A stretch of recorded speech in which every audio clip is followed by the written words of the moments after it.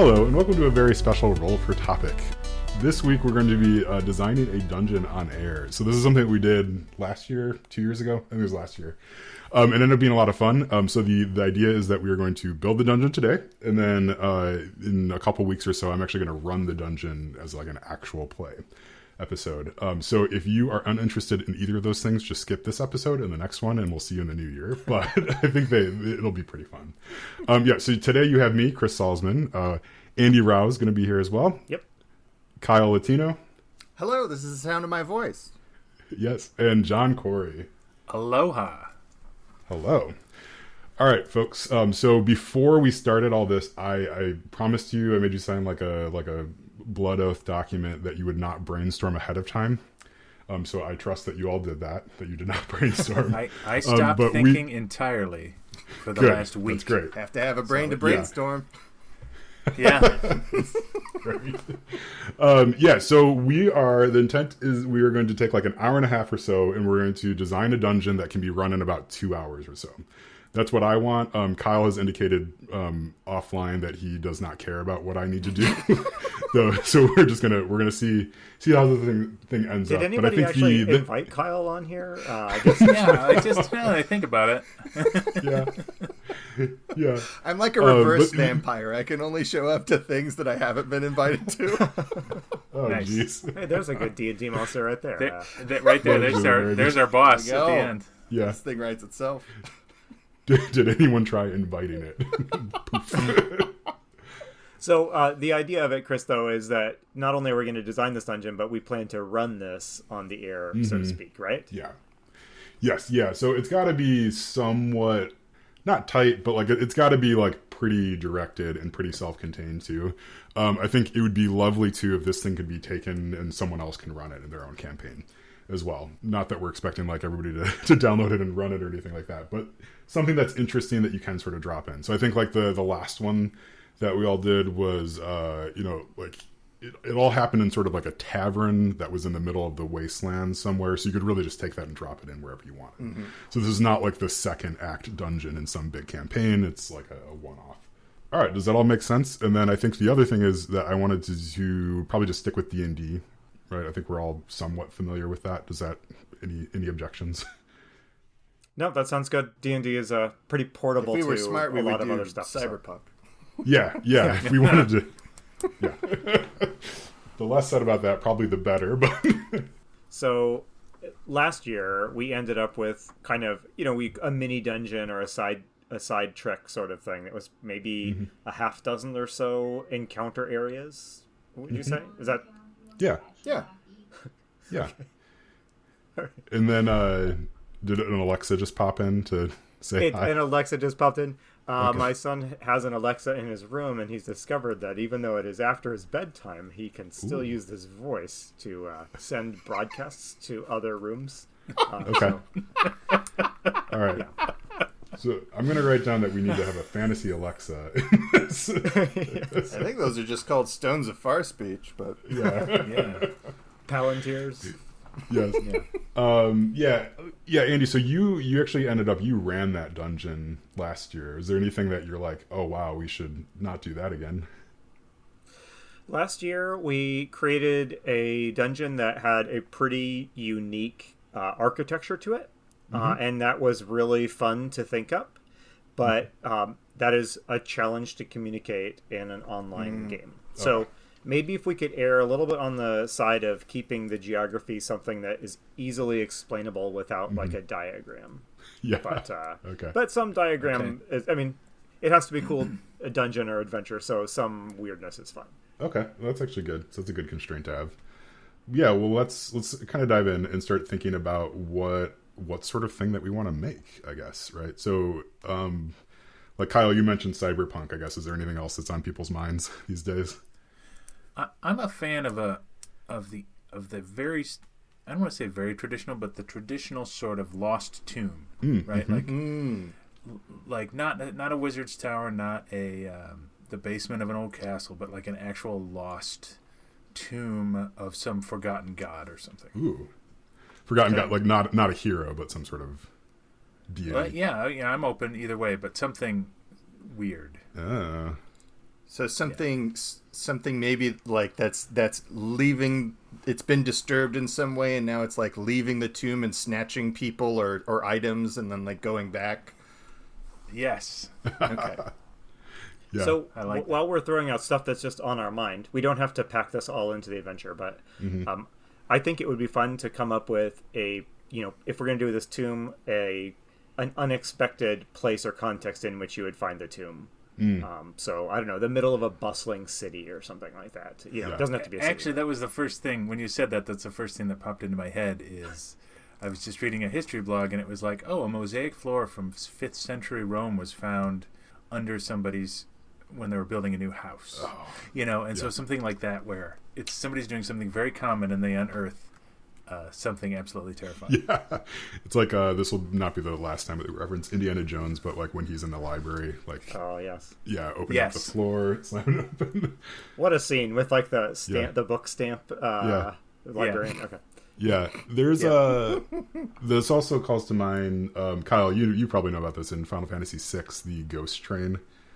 I love the Ghost Train. Yeah, but like thinking about like the thought of if we go with the tomb idea, like the tomb sort of showing up, just like as the party's doing something normal, right? So they're in a bustling city, and maybe they go to the town square, and then all of a sudden they're in the tomb, or like the tomb is around them in some way. Yeah. That really got an idea for me. What if they're in a bustling city that's on the remains of an older city, and the tomb is them stepping through time? Oh. Like they go to a tomb. So it's like in their nightmares or something? Like every time they rest in the town, they actually end up in this dungeon or something? Oh my gosh, that would be pretty fantastic. But I was thinking, like they go into like the old library, and when they look out, they're not in the city that they thought they were in. Oh, yeah. But they now have to get out through this old library.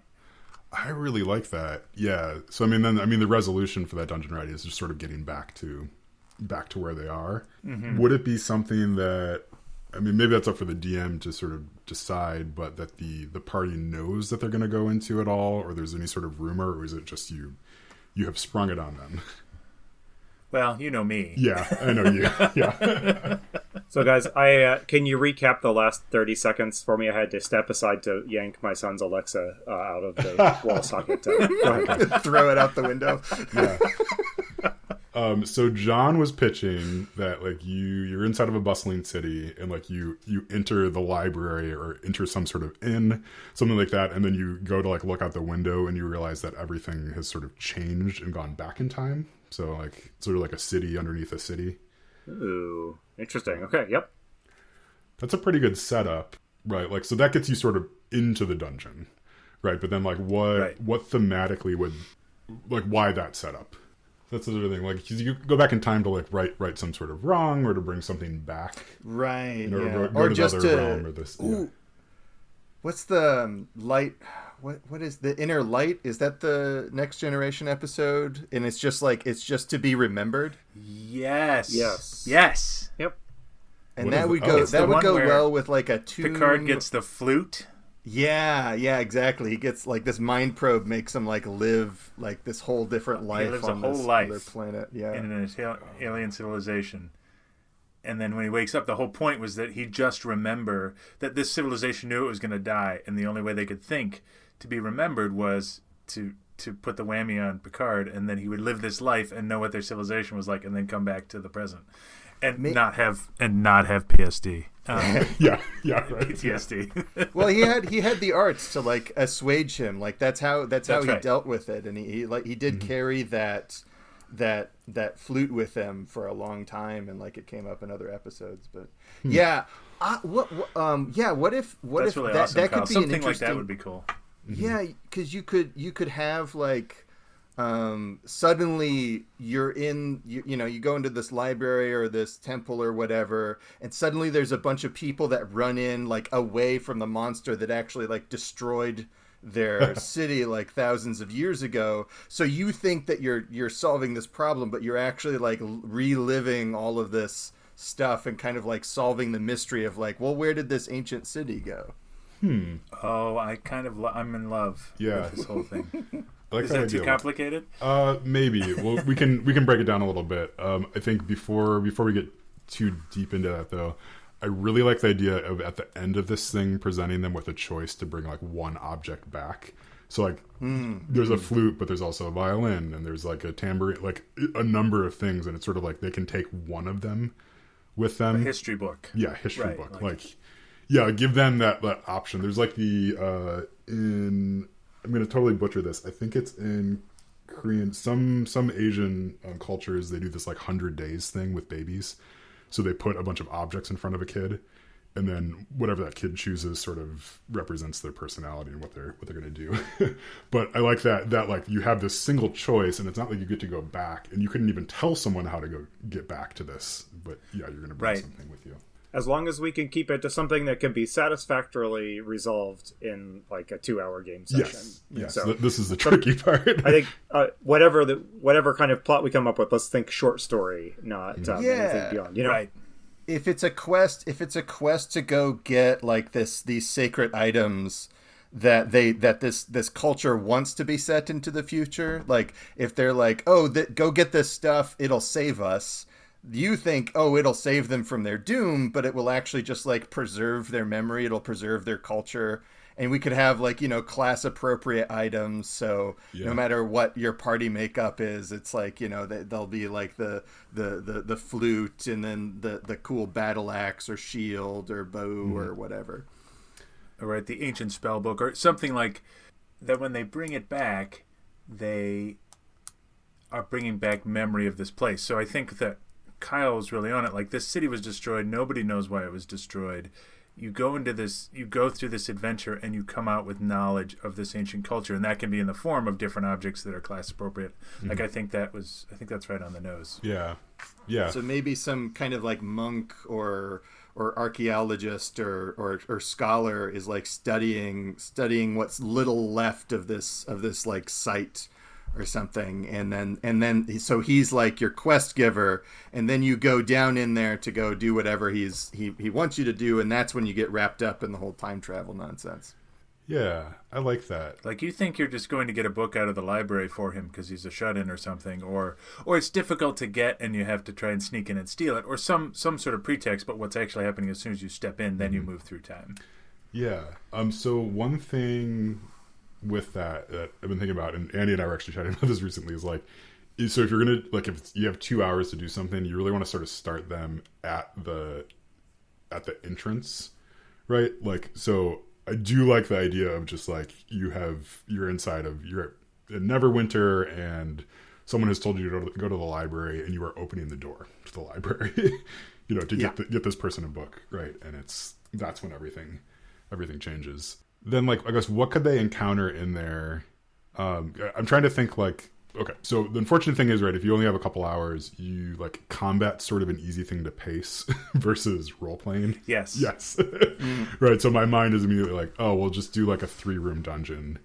At the end of it, they get a cool axe, and then they leave. But I like this hook of sort of, like, there's a story element to it, but then what could they encounter inside of there that would be interesting, or like sort of what's like the final battle? It could just be voices, right? It could be they might not interact with like actual people, right? It could be somewhat more ambiguous and mysterious than that. Yeah, voices they don't understand. See, yes, I like that a lot. Okay. It's kind of ghostly. So as far as like what monsters to put in here, like, it would be cool if it was like, I don't know, like some kind of Egyptian theme, or like ancient, because I like, there's mummy lords and stuff in the it doesn't make any sense that there are mummies in Dungeons and Dragons, but there are. But that could be cool. And maybe like they eat like time eating jackals or something like that. Like, they'll like they do hit point damage, but you also notice like gray streaks in your hair start to form, and like facial hair grows slightly like faster, like with each bite or something like that. I like Maybe that. I'm just working through COVID stuff right now. I don't know. I think you are. Can we distill this down to like a sentence that describes what the players must do? Like, can we say in one or two sentences what's going on, just to put some shape around this, so we can start creating some specific scenes. When the adventure starts, the players are, what are they doing? What are they stepping into? Are they looking for a book in a library? This is a really good question, Andy, because I don't know how to describe it in 2 sentences. John, do you have an idea? Well, I do have an idea. Let me throw this out there and see if it works, and you can tell me it doesn't. So the players are sent to find a book that is supposed to be lost in the vaults under this library. Mm-hmm. As soon as they step in, they're transported through time, and they are at the epicenter of the destruction of this ancient city and have to rescue the book, battle axe, whatever it is, before it can be destroyed. And when they grab it, they come back to their present reality. Mm-hmm. Was that a good summary? That was good. That is I understand that now. I was getting a little lost in what we were doing there. Yeah. But maybe it's not grab it, maybe it's kill the monster. Yeah. What if they grab it? Like, so what if whatever? Okay, this is going to take it in a different direction. So just an idea. So like, what if they're going to get the book? Scholar has figured out that it is in the library. Like, he knows it's in the library. You have to go and get it. So they go in, they're transported to some sort of other realm. They find the book. As soon as they touch it, then it reveals like the wizard that has it under sort of control. And then you're sort of in this reverse dungeon. So you've gone into something that's pretty easy. You touch the book, and then as you're coming out, that's when all the difficulty shows up. That could be cool, because you could have like you would see the whole dungeon. Mm-hmm. But you could have like all of like the skeletons of the monsters you'll fight on your way out in there, so you could really foreshadow all the cool set pieces. Yes, I like that. Yeah. Okay, I like that a lot. Yes. Okay, I'm down with that. I have a question. Yeah. And this is where I struggle with third level D&D. How do we create a menace that is terrifying enough to destroy a building or a city that could be handled by third level adventurers? Yeah. We will, I think, as something that like I'll do for prepping it, like we're just gonna like reskin monsters, right? So we'll decide that we want a skeleton on the way in, but when you come back out, it's a vampire, and we'll just sort of like scale it, depending on what they are. Okay. Otherwise, I mean, like we can look up. There's various things like Kobold Fight Club will give you a list of monsters that you could have in there that are appropriate to the level, but we also don't know how many people are going to be playing and stuff like that. So it's. We could also just scale the stakes down a little bit from save the city from destruction to just, get this one artifact out safely, or something like that. Right. Mm-hmm. This lost artifact. Okay. Yeah. Do we want to go in this direction, or like it seems like we're all sort of like, that's interesting, but if we want to try something else, that's fine too. Oh, I think we should run with this. Okay. Yep. I like it.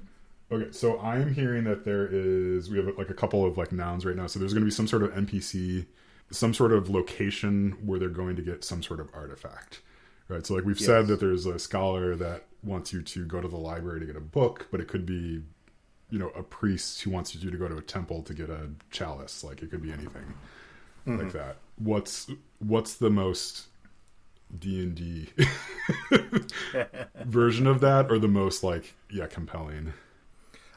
I was thinking like the archaeologists would be able to just go themselves unless like this place is really inaccessible or something like that. Like he's too old to go down into these possibly crumbling areas, so that's why he's gotten the tougher sort of folks to do this. Yeah. When you mentioned library at the beginning, I feel like it would be fun to, like, the idea of a library break-in or library heist, would be a fun, like, opening scene. Or just challenging them to get into somewhere they're not really supposed to be, or that's, off limits to them. Mm-hmm. But it's, like, not a dungeon, it's a living place with people in it. Sounds kind of interesting to me. Which sort of reminds me of National Treasure, which is a terrible movie, but also a really fun movie. So good. I love it. It's like so bad it's good. Yeah, there's just like a D&D party in that movie that just continues to get it right every time. Like there's no setbacks. Nice. Okay, so like Playing that movie. yeah, a library heist. Yeah, to get some sort of book. Yes, I like the idea of a book in the sort of private collection in the vault beneath the library that normal people are not allowed to access, and you have to break in and get it. That's the setup, but that's not what happens when you get inside. Okay. That's good. Yeah. Private collection, and then so our NPC who's gonna like set them off on this journey. Like, do we want it to be a scholar, or do we want it to be someone who's like has a profit motive, like what, or some other motive, or is it nice and clean? Like, I'm studying this, I need that book.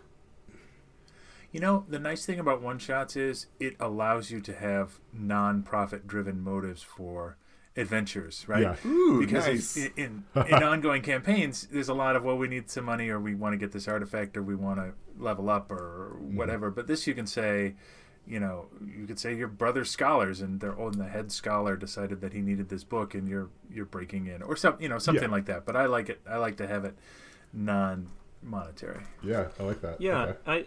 I don't think we have to flesh it out too much. I think you could almost just see what characters people show up with if you get a bunch of roguish characters or Conan-ish characters. That maybe they're there for profit or just to see if they can do it, or I think that's something we can trust the GMs to whip up. My inclination here is that we not open with a big scene where the quest giver is like explaining what you need to do.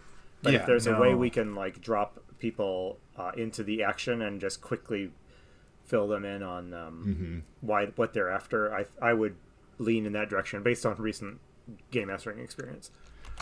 I Some agree. location that says, "Go ahead, Kyle." I was just going to say, I agree. I think it's just as simple a thing as just like of answering, why are we doing this? Because someone asked us to.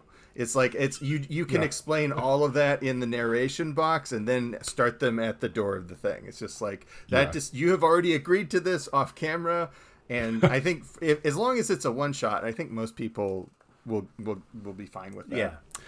Yeah, I've actually this does bring up something else that I've been thinking about. Like for this, I'm thinking about asking the players to not even give their characters names. I just want them to pick like, "Hi, I'm Rogue." Like, "Hi, I'm Warrior." Like whatever their class is, like that's just who they are. With the thought being that like it's not important that like your village burned down and your family is sent you off to go live in the city, because like exactly what Kyle was saying, it's like you're doing this thing because you're supposed to be doing this thing. I have a lot of thoughts about what you just said, but I think that's an entirely different episode. Yeah, we can. But I generally agree. I was just like, let's just play some Dungeons and Dragons, please. Yeah. Yeah. Okay, so let's build this first scene. So what is it? So is this a public place or a private place that this thing is held in? Like, so public library versus a nobleman's private collection or something. I was originally thinking public library, but now that you say that, I'd be open to either. Yeah, I think I was thinking public library too. I think it's just because of Indiana Jones came up. But yep. I'm kind of leaning public as well because there needs to be some sort of librarian or like head priest NPC that you've got to sneak the book past or something like that. Yeah. Yes, absolutely. Yeah, and I like the idea of like the vault of forbidden books kind of being the threshold for adventure, right? Like it's like, oh, this is a library. I know how those operate. So the tension of like sound and like there's certain like social behavior. You can't just like go in there like in full plate armor necessarily. Like you got to think about it a little bit. But then, like, okay, once we get past this big old like spooky door, that's when we're really in kind of. That's when we've like broken through to the membrane of the actual adventure. Yeah. Yeah, I what I like that's sort of forming here is that getting the object is actually going to be somewhat trivial, right? Like, but we can have it be a sort of set-piece adventure. They're on the roof or by the back door or coming in through a window.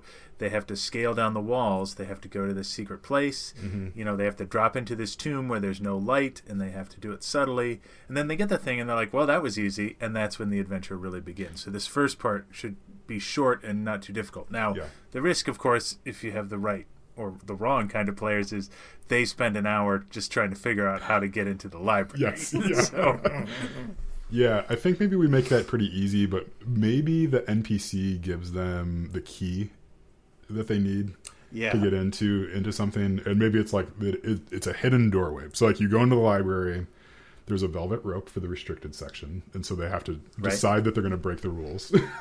And then they go down a hallway, and it's like the fifth stone from the top. Like take this dagger, tap it 3 times, and then slot it into another thing, and then the door opens for you. Yeah. Can it be an illusory wall? I feel like that's a trope that never gets used in actual dungeons. Yeah. But it's fine because like this one you've been told exactly where it is, so it's not just like the old school like you didn't check for illusory walls. Yeah. Yeah, it won't be that like if you don't find it you lose the whole adventure. It's not like that. Exactly. It's an illusory wall, but you know where it is. Yeah, that's perfect. I love that. Anybody else here spent like an hour and a half on a Doom level, like inching along every wall, hitting the space bar? Yes. Okay. Absolutely. It was Dark Forces for me, but yes, absolutely. So, what if we identify like 1 or 2 NPCs in here, and just like, I think we already have a good one here already with Illusory Wall, but just like a couple of features of this thing that we could expect players to, to leverage or to play with. Mm-hmm. So who's an NPC? Like, there's someone else in here for sure. Who is it? How about an attentive librarian Yes. that they have to distract or talk their way past? So that gives a brief role play or skill check to let them sort of get into the mode of adventure. I cannot wait to make them like defeat some sort of evil wizard in the bowels of the library, but then still have to talk their way past the librarian when they're coming out. That is really funny. They're like bloody. So what is one thing we can do or change that would like D&D eyes a library?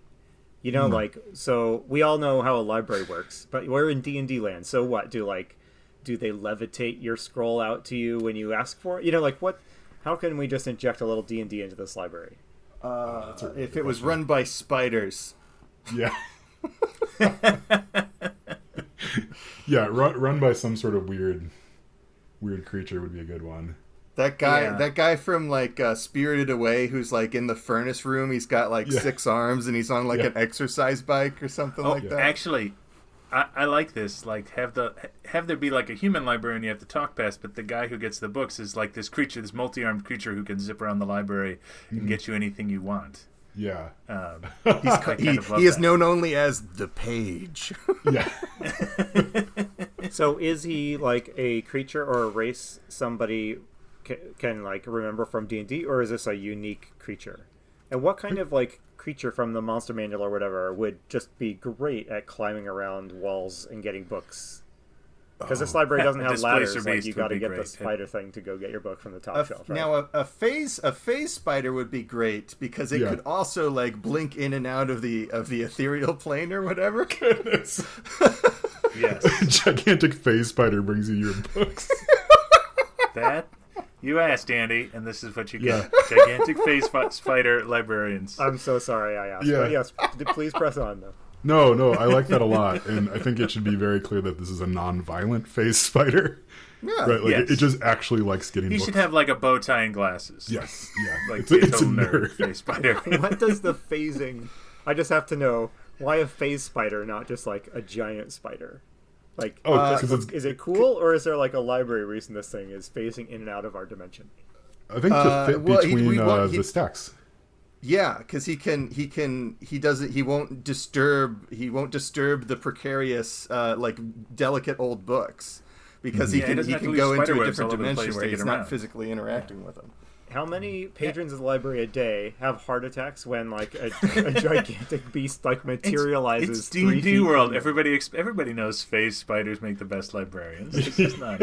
But that's the thing. But also, it's like he is not going to just he knows where all the people are. So that's another thing. It's like nobody knows that the page is a phase spider because the phase spider is never seen unless he wants to be seen, right? Right. The books just appear in the librarian's hands as if by magic, but it's all done by a phase spider in the background. Okay. Okay, so we have an attentive librarian who's just Yeah. kind of a normal-looking person, and we have a very non-normal library assistant who is a phase spider. Yes. Okay, a friendly one, or at least not hostile. Like a friendly, nerdy face. But I guess we really want to get it across that this is not the threat in this dungeon, Yes. right? Again, because depending on the group, they might come in and just immediately kill the page. Right. I do think that we might have to title this dungeon "Phase Spiders Make the Best Librarians." That's, the one. All I right, feel like so- we're going to so check they the have to monster get- manual and learn that phase spiders have an intelligence of 2 or something like Yeah. that. Right. That's right.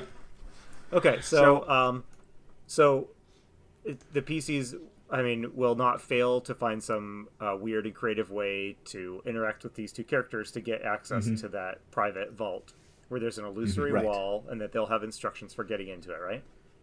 Yep. Yes. Okay. So what does the room look like that, if we're ready to talk about this, what does the room look like that this book or scroll or whatever is? What does this vault hidden room look like? So this is a good And is question. it one? I'm just curious. Is this Yeah. one of like many? Is there like an Indiana Jones warehouse type of like hidden vaults down here, or is this, is this like just the back hidden room? It's funny you should mention that, Andy, because I think that wall opens up to many different timelines, depending on which key you use. Ah. Okay. Yeah. Most of them are just like a pit.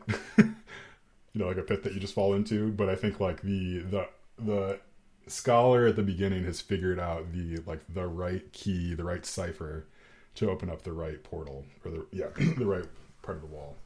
Ah, so that's the part he figured out.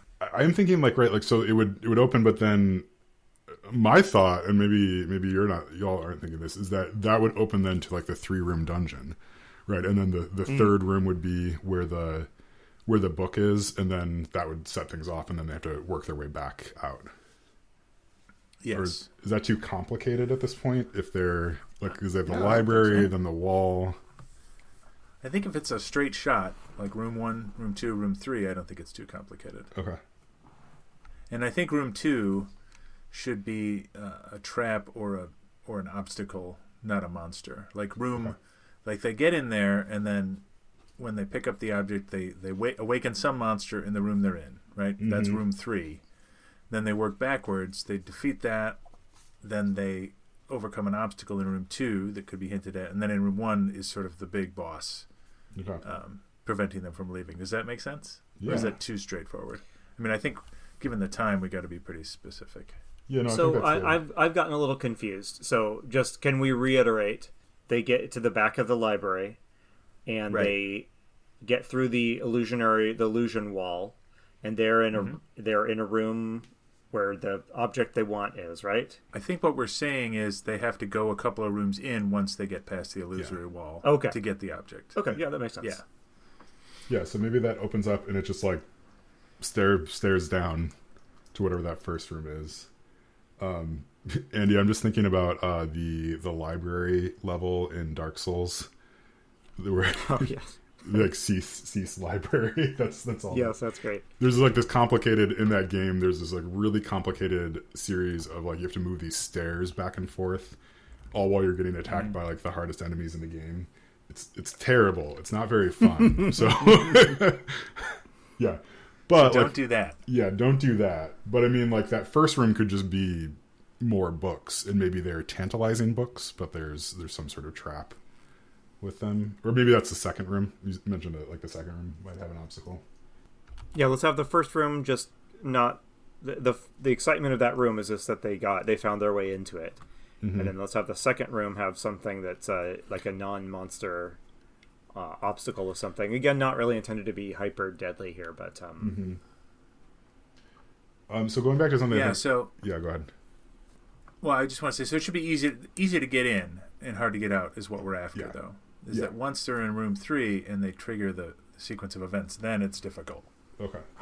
Let's do let's figure out that sequence of events back out, and then I think let's go back and seed clues in the rooms as they're like going the easy path, right? So like if the second room is a bunch of books that are really tantalizing to read, like maybe they can't read them on the way in, but they can read them on the way back. Does that make sense? Right. Yeah. So Yeah. okay, so that first room is just going to be sort of nothing other than creepy, right? Well, Yes. wouldn't it have like the desiccated husk of the final boss monster in it? Well, I'm thinking we probably, but we might be more subtle with it. Like maybe it's just like a tapestry showing it. all right. Oh, I Yeah. like that a lot. Like a tapestry with a manticore or whatever. Like Yeah. whatever we decide the final monster is depicted in the tapestry. Yeah. Tapestry or or mosaic on the ground or something that Yeah. they notice. Yeah. And then when they come back in, it's like it's standing up and it's not on the ground anymore. Right. Okay. I like that actually quite a bit. Because then it gives them something to worry about. Because the first thing that's going to happen when they come back out is in the second room, they're going to encounter a difficult foreshadowed thing, and then they're going to be going, oh, whatever. Sorry. Yeah. What if they made their way through like a complicated trap that has been sprung, and then Oh, that's so cool. and then on the way back they'll have to like it will be primed again, and they'll have to like get past it. I don't know how to do that without making it super convoluted, but if anyone has an idea. No, I think that's cool. I think we could work through that. Yeah. Like my But mind I love the idea. I keep like my mind keeps going to the maybe because we're talking about Indiana Jones, but I keep going to that like dungeon at the end of The Last Crusade or something like that, where he's got a couple rooms with traps in them. I don't know. Yeah. Okay. Yeah. Well, we can talk about that. let's put a pin in that because I think we can come back and figure out what that trap is. But I think we should definitely do that. Is have the trap be sprung and then reset. Okay. All right. So let's start with the book room, right? So the book that they're getting, is it the only thing in there, or there are lots of things in there?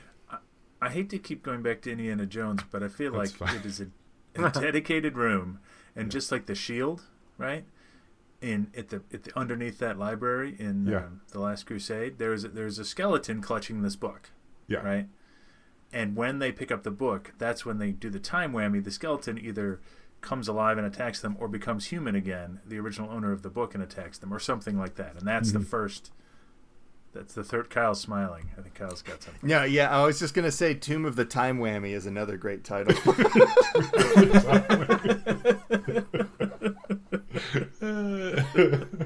Is there any way we could make it while we're just like ripping off Indiana Jones? Is there any way we could make it like a little tricky or interesting to like pick which book it is or identify it, or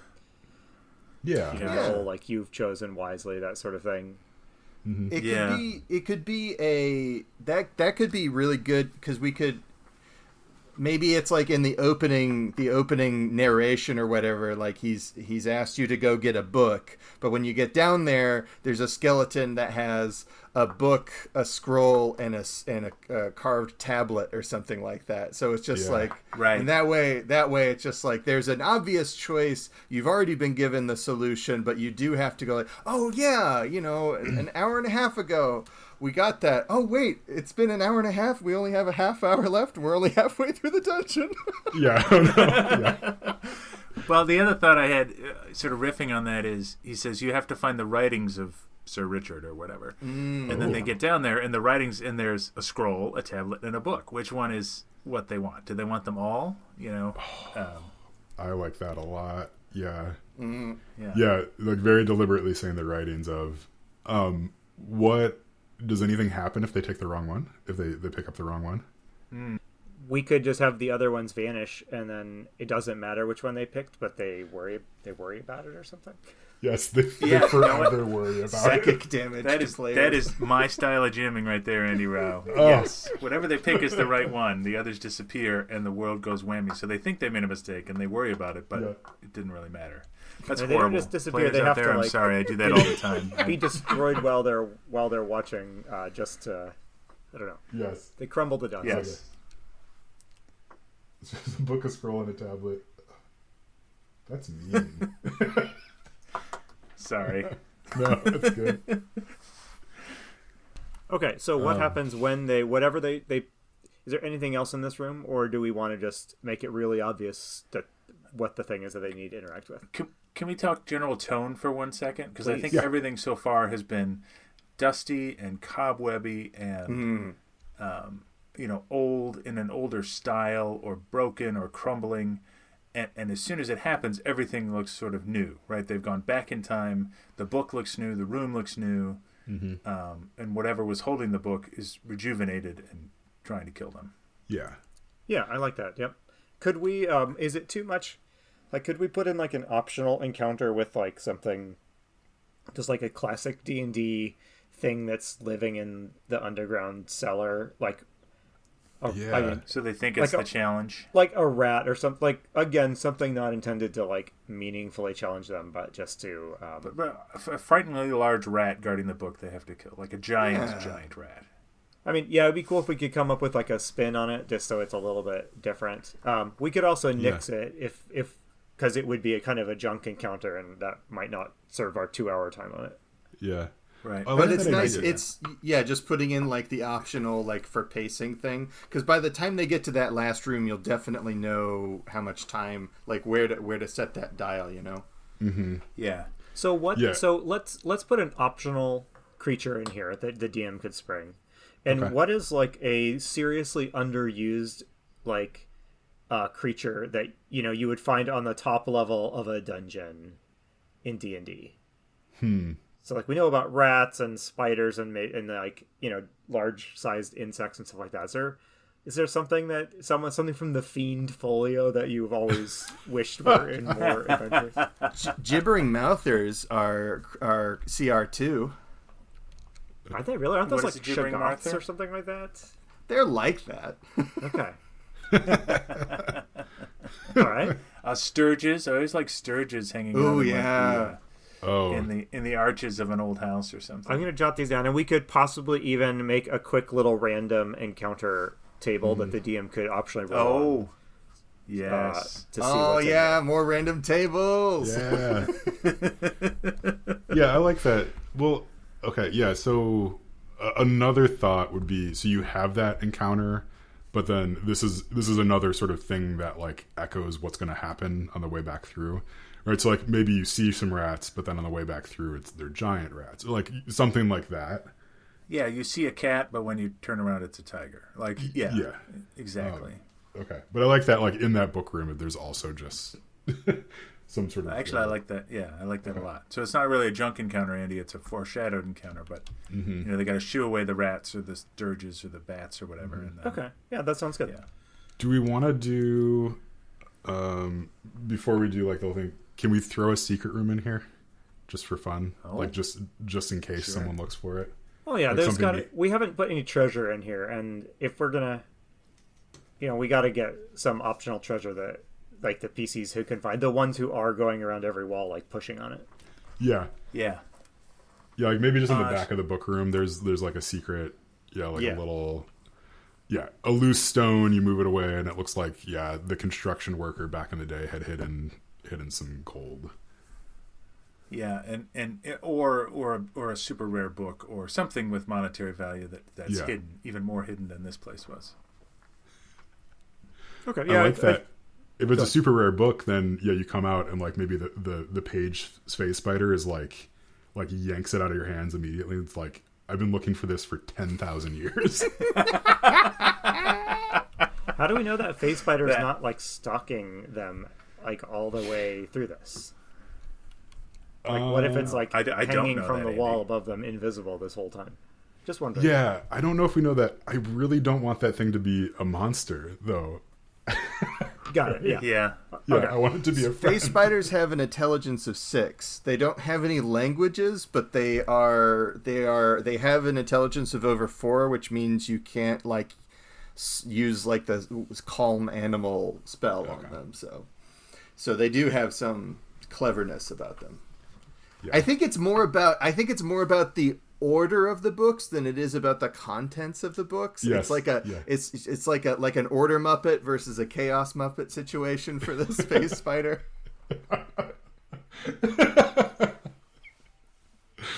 Okay. So just time wise, we are coming up on about an hour. Okay. So we are at about Let's stock this thing. roughly design wise like the halfway point here. So now we got to let's start designing the route back out of here. Okay. So when they take the book, tablet, etc., they the environment around them changes. Is that how you guys envision it? Mm-hmm. Okay. Yeah. My first. Go ahead. I was just say, let's decide like why does it change, and like why does it change, right? So that they've taken it, and then they're going to go back in time for some reason. Like, is this right? Going back to your tomb idea, right? Is the idea that like this thing can live forever as long as no one touches the book or the writings? Is it possible that that what you're after is like the original non-decayed version of the book? That's not musty and half the pages fell out. I don't know. Yeah. Like I don't know what the why. I don't 100% know why this is set up the way it is. Besides, a wizard did this. Should we? Should we try to explain, like, to the GM why this is all happening, or is it just a weird thing that happens? Because weird things that just happen when you touch stuff is also a D&D trope. Yeah. Right. Yeah. I like the idea that that the books or the culture or this priest like wanted to be remembered. Like he was poisoned when he was in the book room, and he knew he was going to die, so he cast this weird like enchantment curse or something as a way, like just like, oh, this the next people that touch me might be thousands of years, they'll be able to help me, but it's already kind of too late for him. So like he's already been poisoned by the mummified manticore sting or whatever. I like the idea that, and it's possible, that the magic has even gone somewhat awry, that this is like a somewhat unexpected. It's just created a weird, his attempt to preserve the book or something like that in his dying state, like his magic interpreted that in a weird way or something like that. Mm-hmm. Yeah, that's good. And then you're the one that sets off the trap and everything, so that we get this cool like time loop thing. Yeah, and the book is kind of like the stake in the vampire's heart, right? If you remove it, then things go back in time. And there we go. And, yeah, that's a great way of conceptualizing it. Yeah. So he's like a skeleton, and he's been driven mad by the poison drove him mad. So when you pick up the book, he reconstitutes and is jealously guarding his book now, rather than trying to preserve it for the ages. What if okay, I like that. What if so you take the book, he reconstitutes, and then he dies immediately? Yes. Oh. Okay.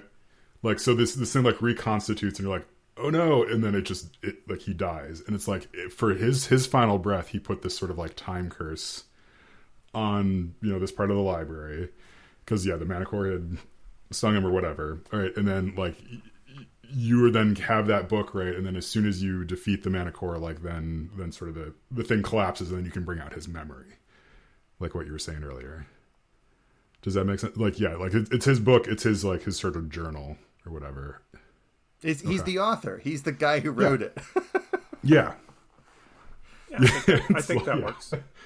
So what is the so let's force ourselves to move along here and start describing the scene. We've already kind of started it. So the environment changes, you go back in time, you're in a brighter, shinier version of this room, right? Mm-hmm. Yes.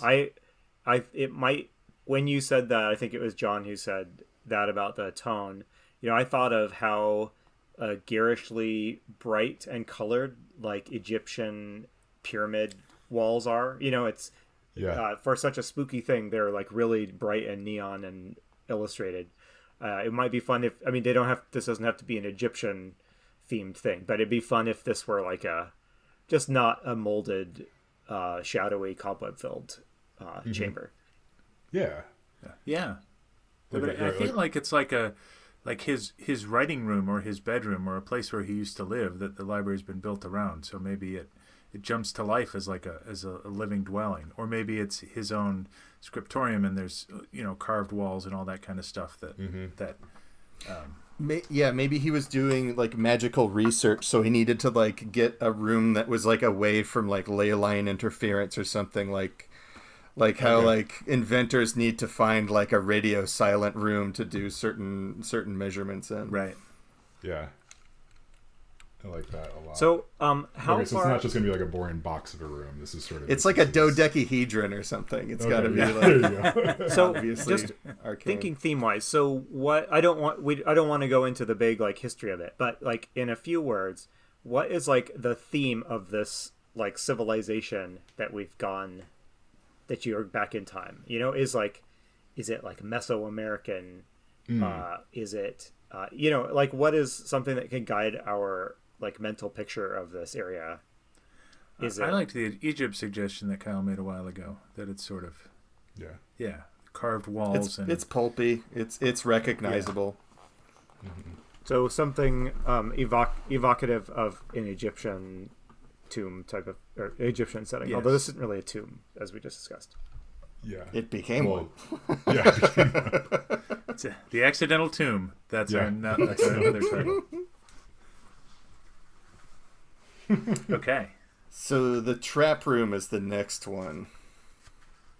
Yeah. Not to What not to does go he have back. to fight? I'm wondering, like, I wonder if we, for that not junk fight in the book room before we go back in time, I wonder if the like creature could be something like that makes no sense in the contemporary setting of the player's world, but it's basically like a holdover from this kingdom. So like I was thinking, like, what if it's a bunch of scarab beetles or something like that? Yeah. Oh, Just a yeah. thing. Anyway, we can flesh that out later. Okay. No, I like that though. But if they're small beetles that are just sort of crawling around, and you're like, ew, and then when you pick up the book, they become huge and swarm you. Ooh, and that's the first big fight. There's like that could be really interesting. That there's like a wizard of maggots or something like that. He's like his body it's like I think it's in Mordenkainen's Tome of Foes or something like that. But like, so he got locked in here when the guy died. So you see all the bugs that are like the descendants of the things that used to make up this wizard's body. So you have to fight. Nice. You have to fight like the version of that. So that could be like a foreshadowing thing. No, I'm getting a strong veto from Chris here, I think. I do not like it. I think we've It's grossed good, Chris it's just- out. So yeah. Well, it could be beetles. It's Yeah. a big bad beetle wizard. Yeah.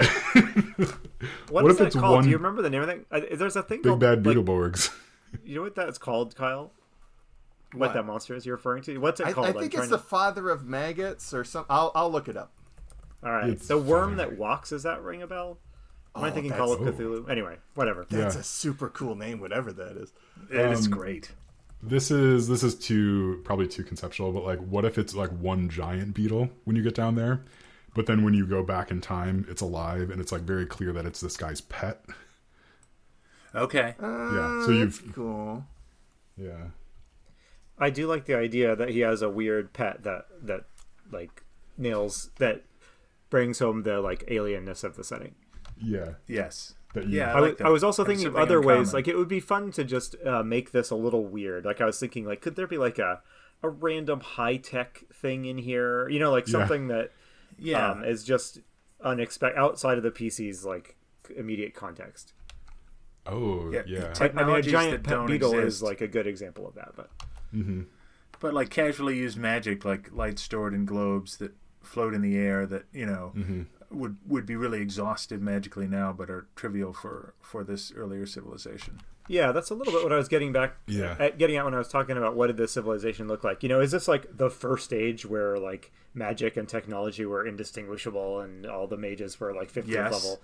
Yes. Like, Yes. you know, I think that could be fun to play with. Yeah, I like that. And I think it should be very clear that like everything disintegrates when they go back to their present.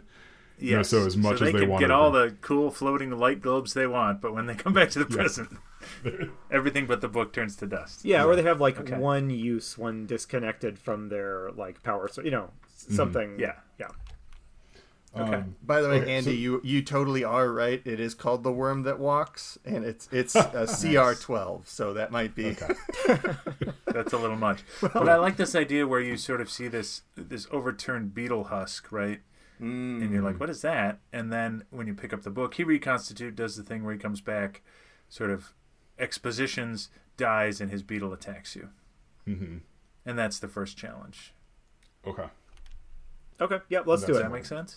Okay. All right. So yeah, you get that. Okay. So at this point, you have likely not fought anything. So then you're gonna come to that second room. So this is the one that we were calling the obstacle room. As it stands right now, it looks like we might have like one fight.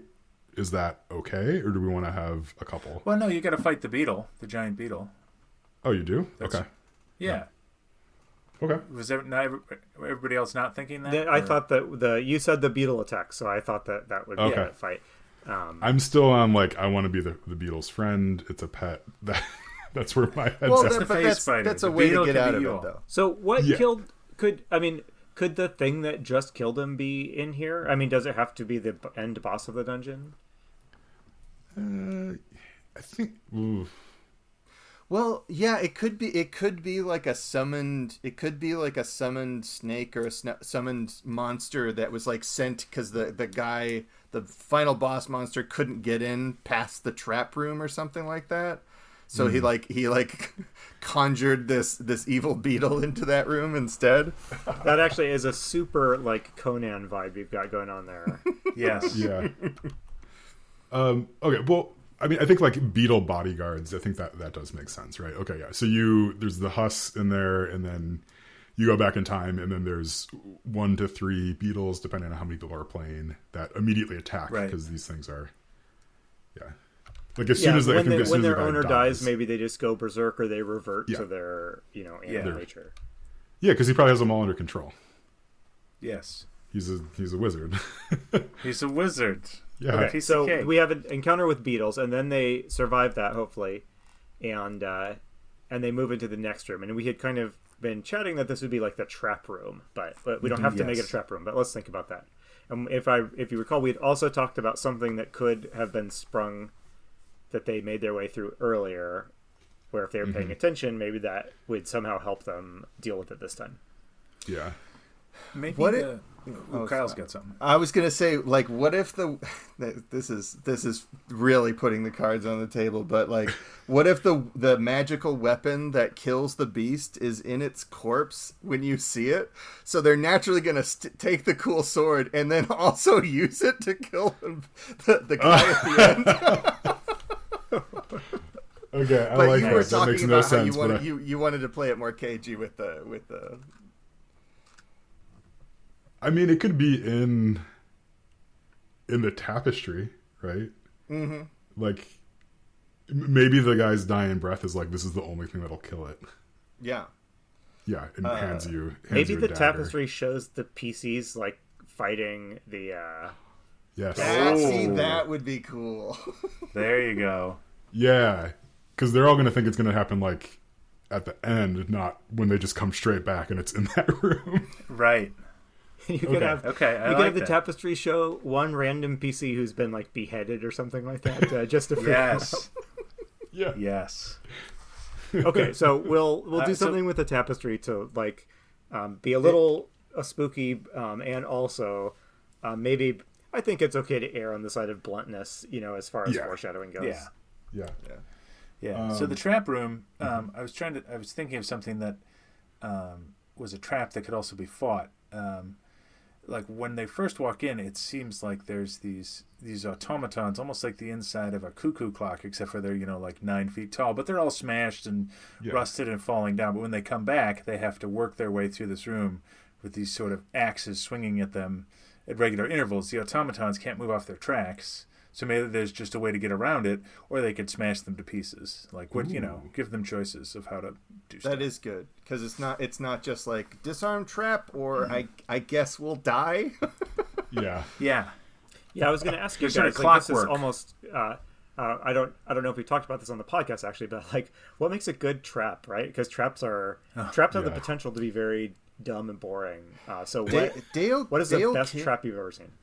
Dale Kingsmill did a really great video on YouTube about traps and basically how they're almost always stupid unless a good trap is going to automatically kill someone if they don't know the secret, because the trap needs to prove that you either belong beyond the trap or you don't belong beyond the trap.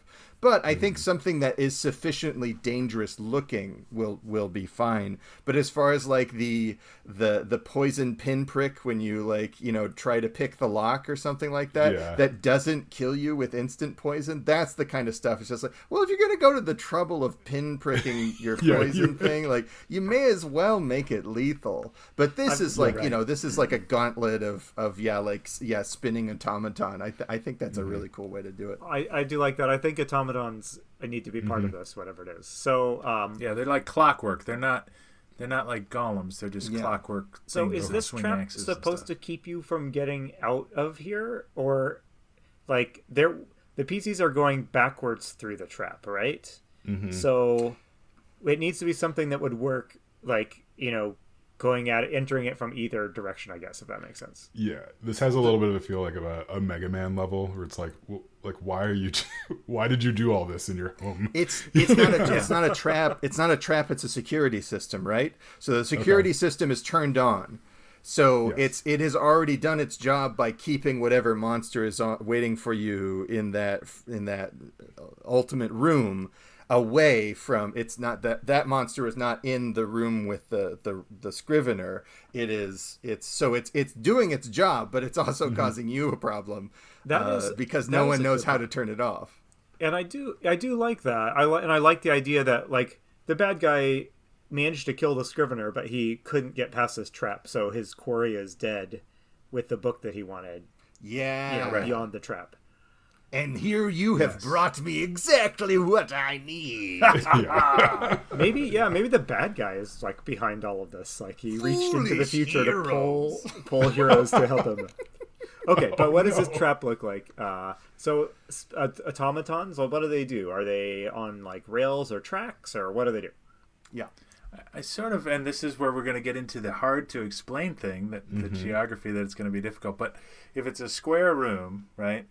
The tracks are sort of from the corners to the middle in like arcs, and the automatons can move on these arcs and stop you from getting by them, sort of like table hockey dudes. Oh, but with axes instead of hockey sticks. Yeah, so they're like the mechanical cuckoo clock things, like the Bavarian clocks with like the mechanized people and stuff like that. Except they're instead of like working on sawing logs, they're sawing you. Have you guys seen the movie Moon?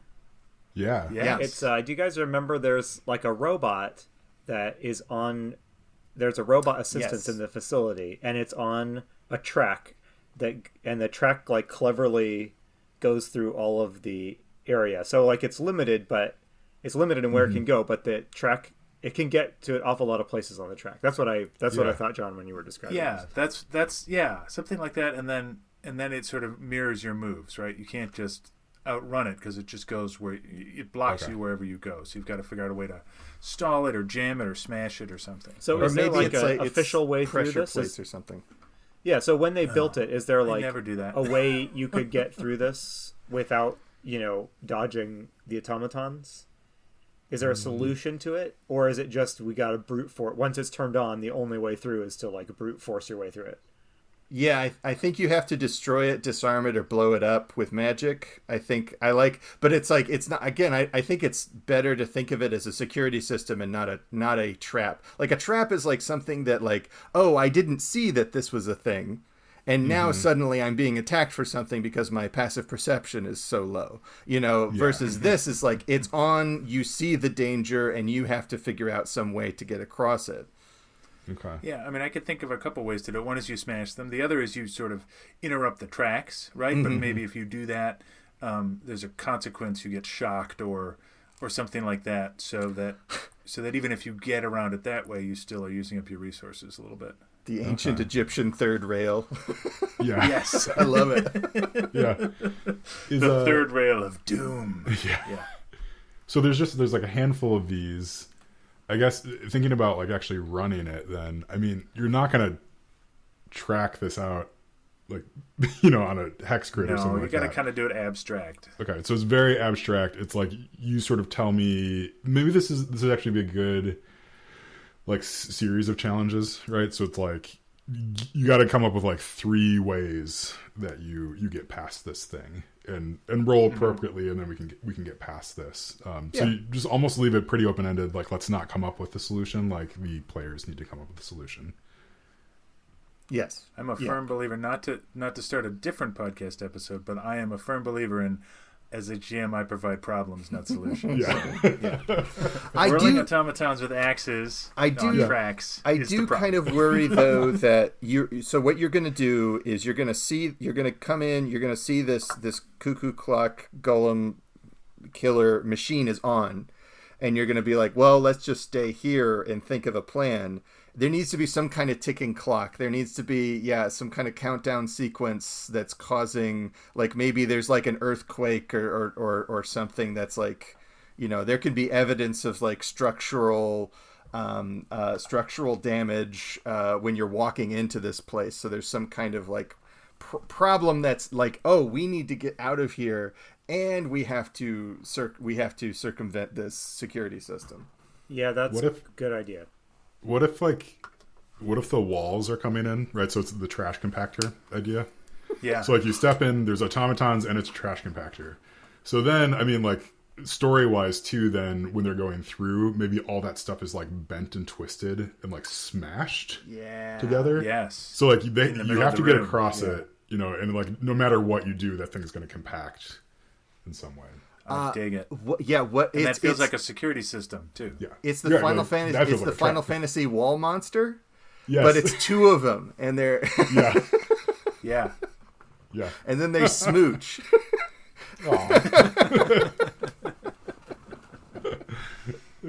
Okay, so trash compactor automaton room. Andy, with our obstacle. Yeah, I think like system. I am having a trouble visualizing how this works. So I think this might just be a situation where, like, hey, GM, like, play with these ideas. Throw something involving these ideas at the players rather than map out exactly how this works. Well, that does really good. Like, can you, if you were given that task, do you have any idea how you would handle it, sort of off the cuff, like, or would you make it? This does sound pretty complicated. I draw a picture of it. I have a clear picture of how this would look. I think a picture of showing these 2 walls with big, like, clubbing hands and like hammers and knives and stuff, kind of going on tracks towards one another. I think it's pretty clear. I think okay. I might even challenge you to like roughly sketch this if you have a really clear picture. Yeah. If someone wants to volunteer to just sketch it, and and you know how to draw. We can Kyle. Surprise the players with like an actual, just like an old school Gygaxian dungeon where you like hold up the drawing of the dungeon. It's Feelies, right? Yeah.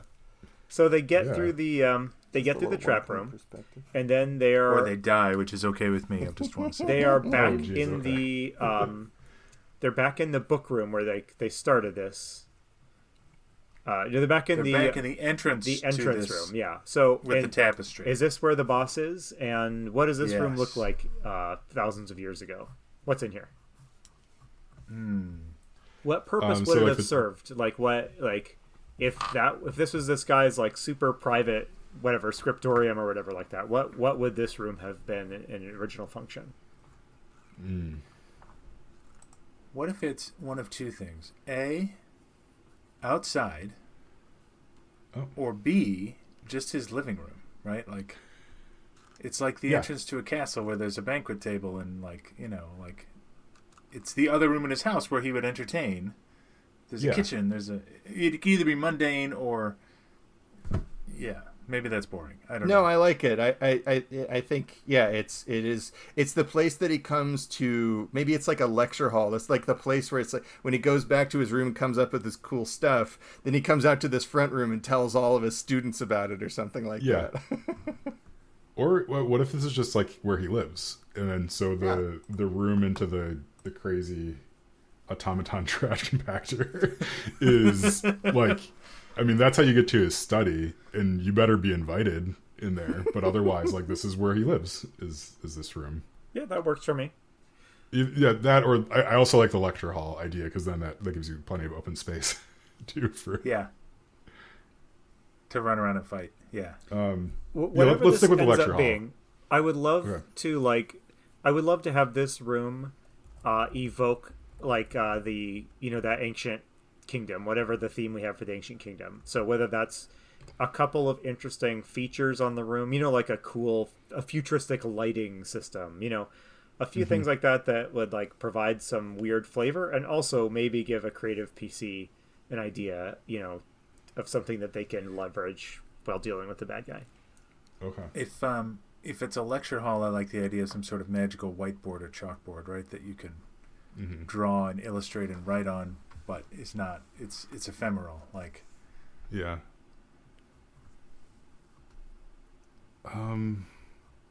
Just thinking about like surgery theaters as a concept. So not a typical lecture hall. Like, I think like, so the professor's at the front, and then there's seats and stuff past that, but more like there's some sort of center section, and then like bleachers almost on either side. Yeah. Which give them, give the players like kind of lots of stuff that they could do with that. Yeah, I do like. I do having that would give it like an arena feel, which is kind of appealing, and could make for a pretty cool battle scene if that's what this comes to. Yeah. Okay, so like surgery theater. Does it look like this when they come in originally? Because I think the way we were talking, like this first room was more just there's a tapestry or a mosaic on the floor. But I think it could. Okay. Either that or like, this was the public part, that would have been it would have been razed to the ground and rebuilt, a million times while people didn't realize about the hidden stuff earlier, right? Maybe? I mean, maybe this was just like a publicly accessible room that was just destroyed. It doesn't have to resemble, I don't know. Yeah, but the mosaic could still be in the middle of the floor, right, to create a sense of continuity. Yeah, that's like true. The walls are collapsed and there's rubble everywhere, and it does need to be recognizably the area they came in, I guess. So, all right. Yeah. Well, and it is behind an illusory wall at this point as well. So. Yeah. Oh, yeah, I'm sorry. I was misplacing my illusionary wall. But yeah, you're right. This would have been part of his hidden thing. So this could have, this could have survived mostly untouched, Well, I kind of I like the surgical theater idea. Maybe it is a bit much to squeeze in here. But it's like a neat idea of a scene for players to be in. Yeah. Yes. Okay, well, let's do that. I think we're all a little hesitant to lose the good idea of the mosaic or the tapestry or something. So if we set that aside, I think it makes total sense to have this be like an arena battle room of some sort. Could it be, if he was like a scholar, could this be an actual like surgical thing? Could there be like a partially dissected CR12 monster?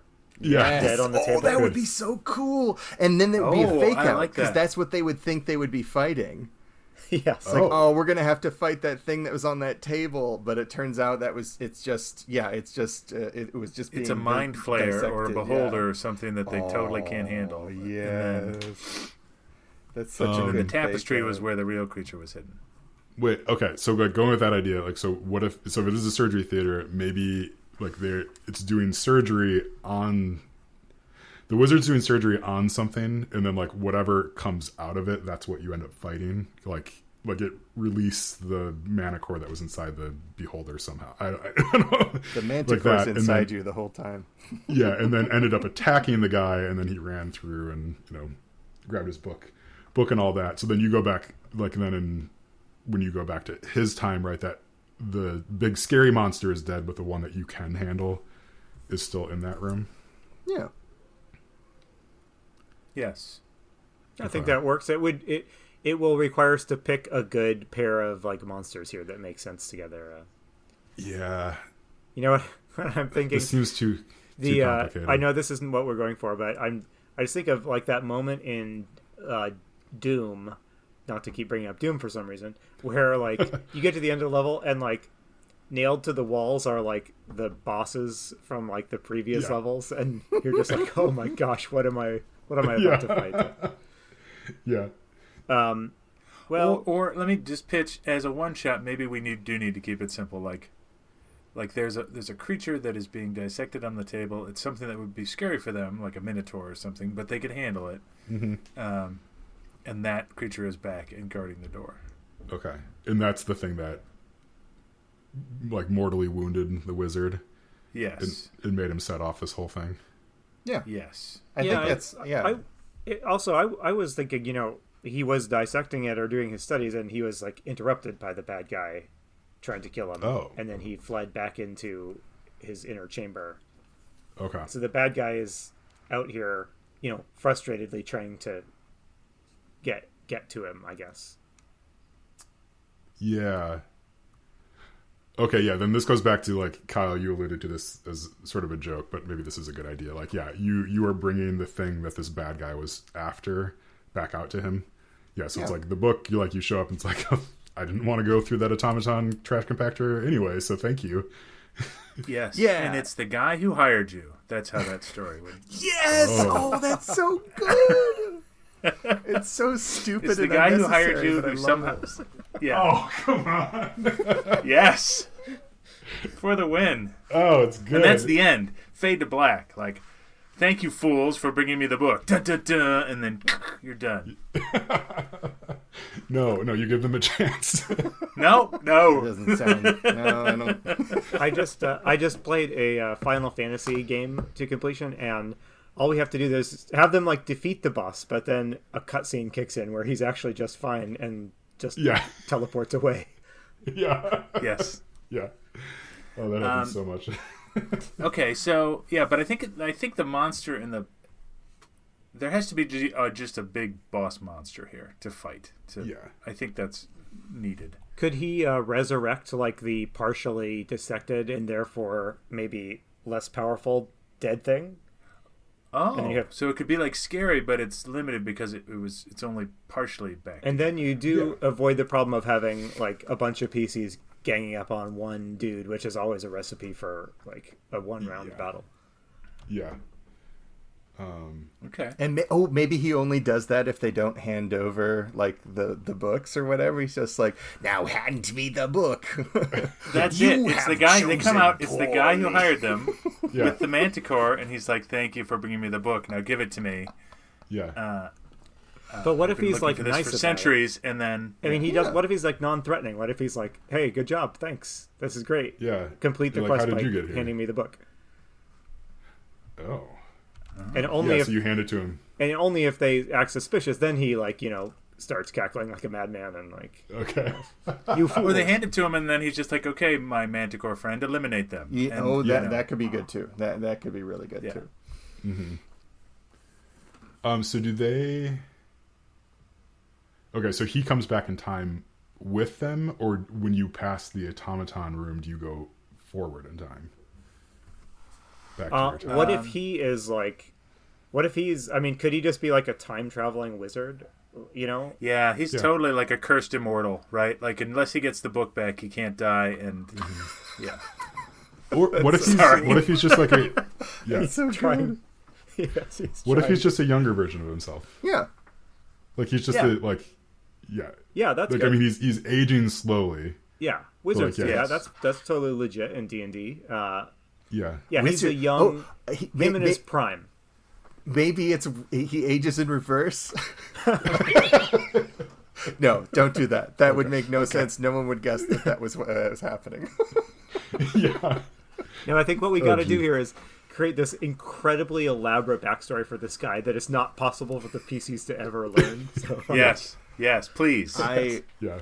And that should be 90% of the writing you do on this. Yes. Honestly, like I've been reading a lot of the like basic modules for the basic set for Dungeons and Dragons, and that's exactly what all the backstory is. It's just like, why would anyone know this? How does it help anyone do anything?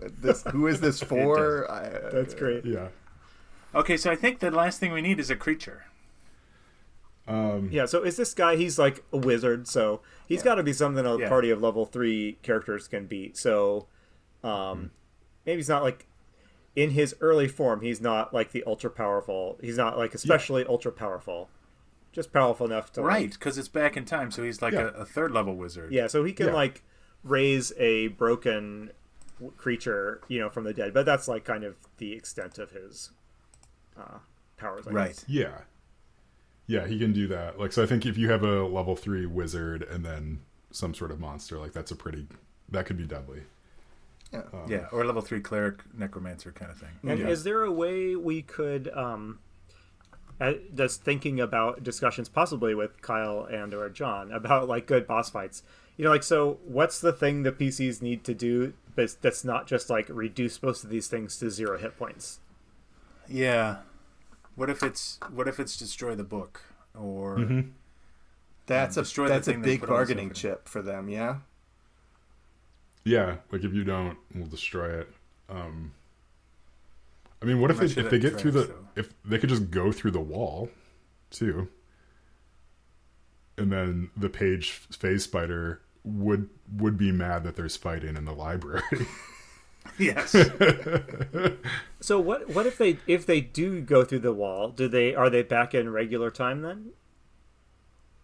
Like, how do they get back to the regular time? What happens if they go through the wall, or is the wall not passable yet? Well, that whatever the conditions are should be the last words of the guy who dies, right? Like he should tell you, like, you have to kill him or something like that. Yeah. You have to kill Boom To get back to your own time, you have to kill the man who imprisoned me. I do kind of like the idea of like this like quiet library, and some adventurers go back to like retrieve a book, and then like 10 minutes later they come burst out followed by an undead miniature and like a ancient wizard. Yes, that's exactly the kind of party shenanigans that should happen in a library. Yeah. Maybe it might just be the threshold, like crossing the threshold, because that would be really interesting, because then you could really have like a crazy boss fight inside. Maybe the whole library goes on lockdown or something like that. That'd be pretty cool. Like the boss fight in the library sounds fun to me. Yeah, it sounds fun to me too. We could do a cool library. The face spider's trying to run around and save the books, and the austere librarian is having a freak out, and you've got to save him from being injured or her. And if it's a magic library, like if you pull books out, like it'll give you like random magical spells that you can cast. Oh, that would be so much fun. Yeah, you knock over one of the bookcases and just like all these spells fire off. Just random. Like you don't even have to read them. It's just like the books open magical up. Magical mayhem. That's so good. Okay, that's why the ever so delicate phase spider has to be very careful about all the books, is because if you drop them, it could cause a nuclear explosion. Yeah. How D&D is that? Okay. So you go back in time. Oh, sorry, you get the book. You go back in time. You leave this place. As soon as you go through the illusory wall, like you come back to the present. I feel like you would have to have the book or something like that to come back to the present, right? Yeah. Okay. Yes. So you have to have the book to they'll have the book, and they'll reemerge in.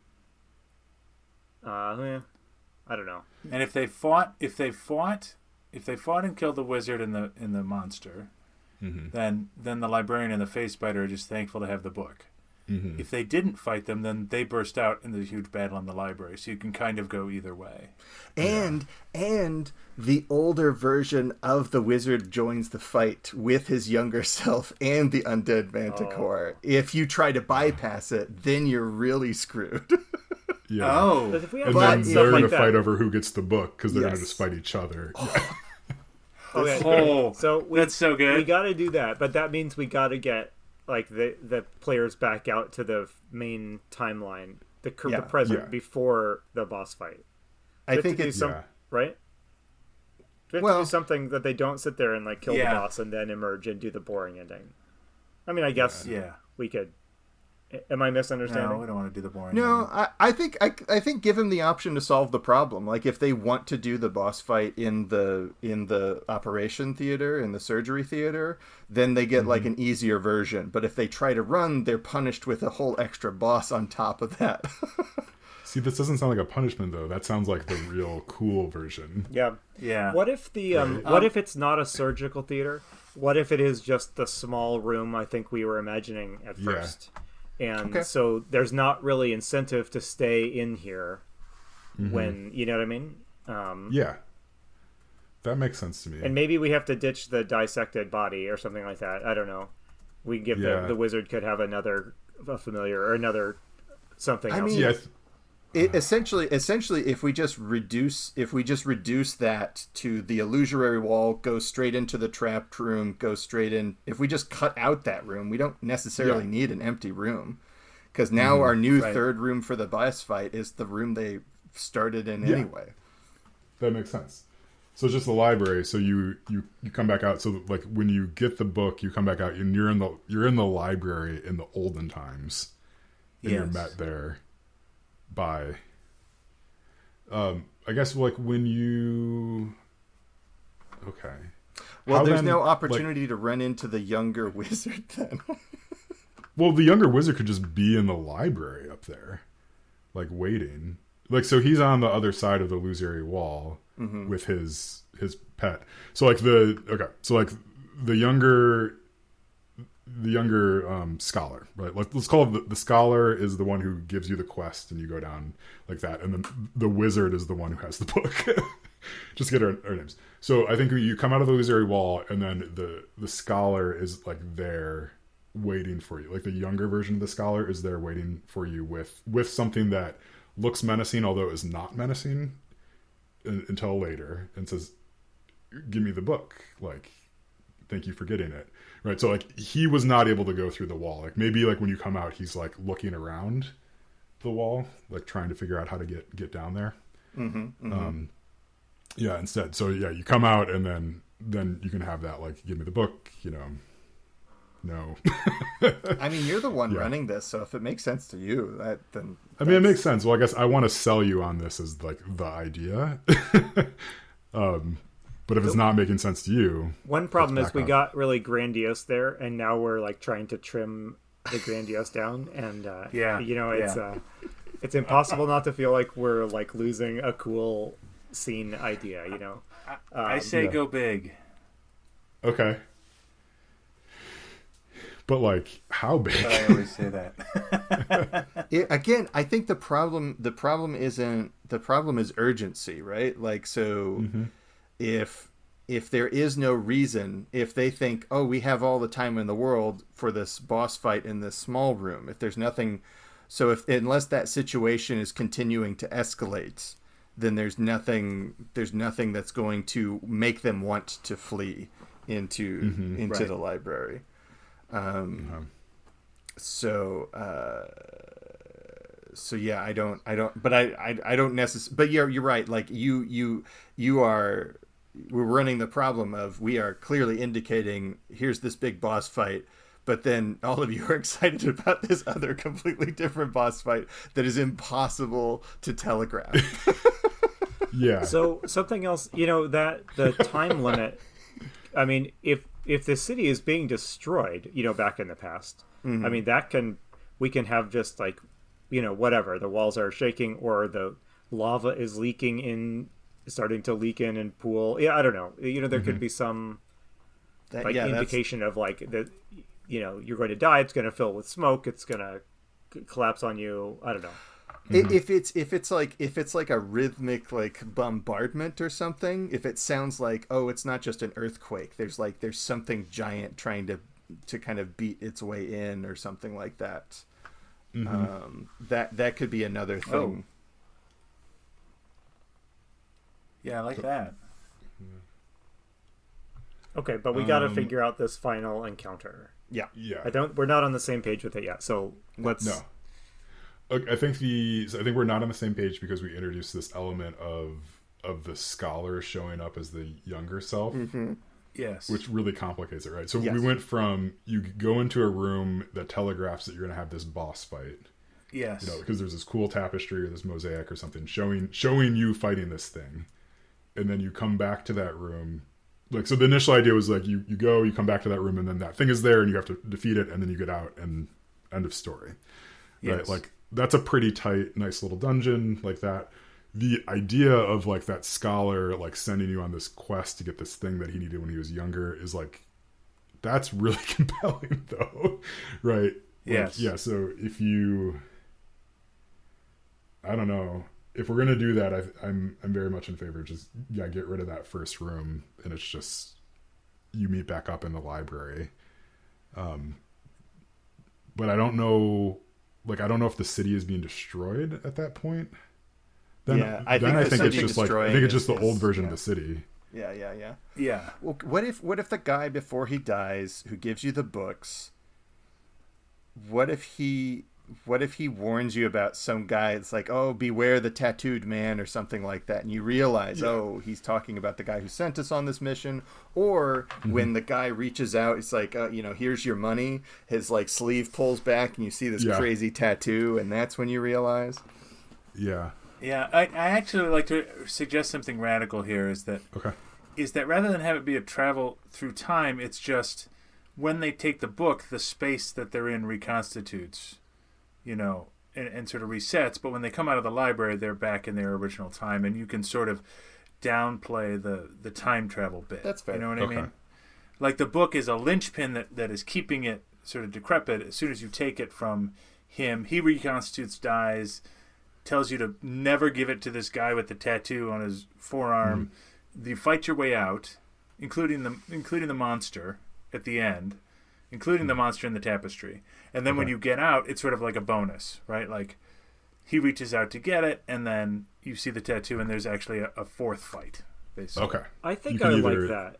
That gives us some freedom to just pick a cool monster for them to fight, you know? Mm-hmm. Yeah. Without having to have it be the bad guy. And then thematic. The GM could decide, is this, like, do I want to do this evil villain, like, thing at the end? Like, do I, maybe it's an NPC that the GM can use going forward, even. Yeah. Or they could just fight him right there. Okay. What's in the book such that you would not want to give it to someone that shouldn't have it? Right. Like, so if if the wizard doesn't want the scholar to have it, time magic. Like, okay. Yeah, I mean, the generic answer is just, history. Black magic of some sort, or just knowledge that shouldn't fall into the wrong hands, right? Yeah, well, I mean, then why not just, like, so you just destroy the book? Like, if you have the right cleric in the party, they're just going to destroy that book immediately. Which, I mean, I guess is like, that would also create conflict. Yes. You wouldn't necessarily know that it's, I mean, unless you cast detect magic on it and it says this is necromantic magic or something. Unless it's like, if it's in a different language, they wouldn't be able to decipher. There would be no way of them knowing. Yeah, like the players don't have the skill to decipher the book, but this guy does. Yeah. Okay. It could in also his hands be it's dangerous. It could also be like, GMs fill in your plot hook here. This book tells of how to get into the lost, temple of whatever. It could be just a MacGuffin in that sense. Yeah. Yeah. That's a good, in the notes for the module, it just says, this is your story hook for whatever it needs to be. Okay, so the scholar tells you to go get this book. You go get the book. The wizard reconstitutes and says, under no circumstances do you give it to the scholar. And then you go through, and then the scholar meets up with you and says, well, give me the book. So then it's a choice by the players of, like, who do you trust in this scenario? Yeah. And I think it's important, Kyle's point, that you I mean, he's the only other NPC in the thing, except for the librarian, right? So it's important that it not be obvious that it's the scholar, which may be hard to do, but it should be. The book can't fall into the wrong hands. You'll know the evil group because they have tattoos on the inside of their wrists or whatever, and then that's the first time you notice it. You don't even give the players a chance to see that when they first meet this guy, but they notice it at the end. I think that's important to make it work. Mm-hmm. I mean, you could tell them. You could describe him and say, like, and he's tattooed all over, and it's just like this cool little detail. And then they get down there, and the wizard's like, tattoo bad. Like, and then you're like, oh wait, I remember. And maybe he just hates tattoos. He thinks they're he just doesn't like them. He doesn't approve of them. Yeah. Okay, so I think I like this because it's a little simpler. Yeah, this might be coming at like hour 1 hour and 50 minutes into the game, and just needs to not be a huge complicated scene, I guess. Yeah. Right. Okay. And then it's at your discretion, right? If they've done this quickly, then you can make a scene with this NPC, and if they haven't, then you can sort of wrap it up. Yeah. I guess just for our sake, and again, maybe this is just up to the DM, whose side are we on? Are we on the scholar side or the wizard side? I would like to be on the scholar's side. Well, I'd like to be on the wizard's side. Okay. I kind of like the idea that they're both like Conan-esque, wizards that never trust people. scholars. Like, this is just they have a rivalry or something like that going on, and one of them is trying to pull you in. I don't know. Yeah. Okay, that makes a lot of sense to me. Yeah. So it's just like neither of them are very good, and probably the right answer would be to just destroy the book because none of them should have it. Right. So this is not info that probably needs to go in there, but the book could also be something that's just of like personal importance to one or both of them. Like someone's love letters to the other one's wife or something like that. Yeah. Oh, right. Okay. Yeah. Okay. So then, what is in? So we just need to decide on that third room then. So like, what is the monster that they face? And I guess is it a tapestry? Is it a mosaic? I like it that it's a mosaic. I like that it's a tapestry, and I think we had sort of the poisoning idea, right? So I think it has to be something that can poison. So this is my attempt to pitch my favorite monster, the Manticore. So I agree, but something else that could poison would also be okay. I'm okay with the Manticore. I'm good with Manticores. Yeah. Basilisk is also level 3, so it could be a petrification thing. Well, phase spiders also have poison. It was the phase spider all along. Of course it was. The phase spider materializes and you see its tattoos. Yes, yeah. Okay, so the tapestry depicts like these heroes defeating a Manticore inside of this room. Yes. And if they look closely, they realize that it's them in there. Yes. Okay. That it's them. With the Manticore. Decapitated. So they go. Okay. All right. So they go down tapestry. There's the room with the smashed automatons. The book room. They get the writings. They get the writings. He reconstitutes. The automatons are there. They defeat the Manticore. They come back through the wall, and then they're in the library, and the scholar is asking for the book. And then at that point, they can kind of decide on give it to them, destroy it. Phase spider's like, oh, there's my book. Whatever ends up needing to happen there, with kind of the optional battle of like they could just attack the scholar at that point. Perfect. That sounds great. I love it. I like it. So, Chris, when you say it like that, it seems like it shouldn't have taken us that long to Yeah, right. Yeah. So Chris is going to run this, right? So in the next few weeks, we'll rustle up some players that aren't Kyle, John, or myself, and see what happens, right? And we'll see how much you have to change it once you start running it, because you'll realize partway through it makes no sense and it's not runnable. That's usually how I... But that's what you get for coming up with an adventure in an hour and a half. That's right. Yeah. Yeah, it'll be fun. I mean, I'll take some time and I'm going to be writing this up too a little bit, so I'm sure it'll change. And then we'll probably just like drop the Manticore fight because there's no time. Yeah. All right. Well, we should really wrap up. Thank you all for doing this. This was super fun. I'm really looking forward to running it. Yeah, so let's see. This is going to go live, I think, on Christmas Eve is the hope. So if you're listening nice. to this and you celebrate Christmas, Merry Christmas. And then, yeah, we'll do the actual play of it sometime in the week or so after that, probably to kick off the new year. But yeah, thanks, John. Thanks, Kyle. Thanks, Andy. This was super great. I really appreciate it. Thanks, guys. Yeah. Remember, if you've created a dungeon with your friends, you're a great GM.